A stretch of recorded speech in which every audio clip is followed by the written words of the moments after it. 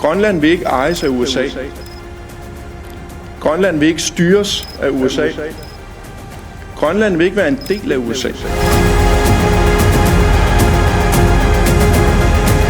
We are going to do something on Greenland, whether they like it or not.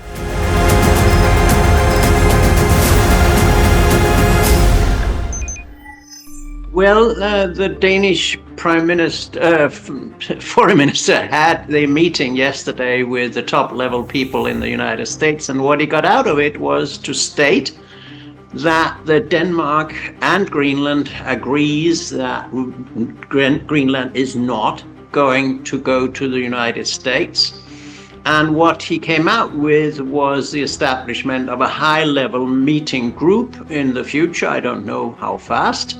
And secondly, the sentence I picked up from his press conference was, "We agreed to disagree." And if I may, I can understand that, because there is no doubt in my mind, if you look at the pattern of President Trump's actions around the world, he is he's determined to get Greenland. This is not a matter of talking him out of it. He will do it. He can do it, and whatever he can do, he will do. That is until somebody in Europe or otherwise are stopping him from building a new empire that is based on resource access, control of resources around the world. So I don't think there was anything positive in it, but of course it's good that Denmark and Greenland together are standing up against this demand, which, by the way, is illegal. There are more countries now who are sending 1 or 2 officers who happen to do a monitoring visit, who happens to have a kind of small exercise and things like that. I think it's 5 or 6 countries, including Sweden and Norway, doing symbolic things to show solidarity with Denmark and Greenland, and that is fine. But I mean, I don't have the fantasy or imagination to believe that European allies of the US would start a military fight against the US. That's what they are all avoiding. And I would say, in between taking up a fight militarily against the United States for its, in that case, aggression against a member state, a friend, an ally, and doing nothing except words and blah, would be to use diplomacy. It would be for governments and people to use a wide variety of non-violent actions, such as excluding the United States from certain forums, such as sanctions, such as boycott of American products.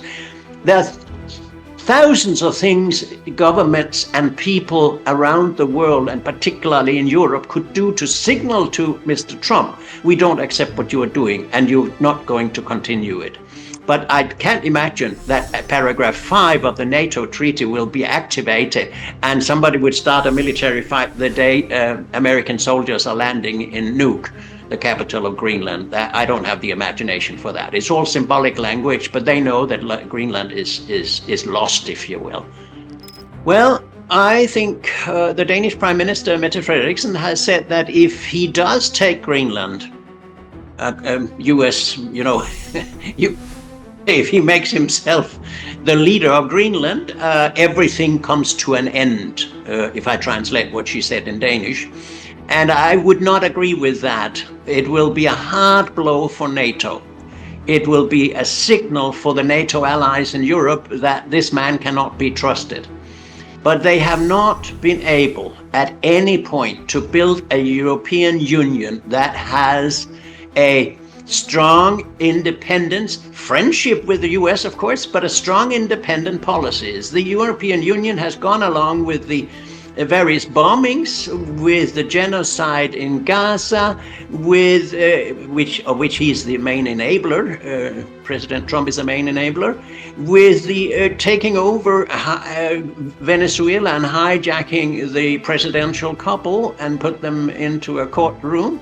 The European Union has had nothing to say about it. So he can safely sit at his dinner table with his wife and say, these guys are not able to stop me, and I'll continue tomorrow with a new project.